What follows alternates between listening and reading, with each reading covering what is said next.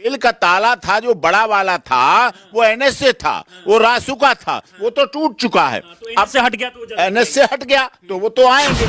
शाखों से टूट जाए वो पत्ता नहीं है मनीष कश्यप। आंधी से कोई कह दो कि औकात में रहे, आंधियों से कह दो कि औकात में रहे। आपने सुना क्या? स्वागत के लिए हो जाओ तैयार, क्योंकि आ रहा है सन ऑफ बिहार। जी हाँ दोस्तों, कहते हैं ना, सच परेशान किया जा सकता है मगर पराजित नहीं।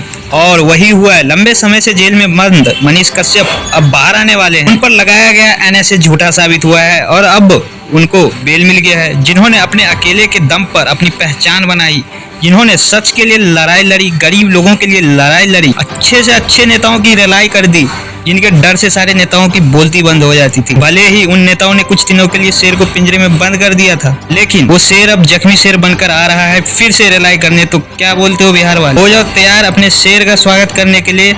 मनीष कश्यप के सच्चे फैन हो तो वीडियो को शेयर करो और बता दो अपने बगल वाले को कि आ रहा है वो।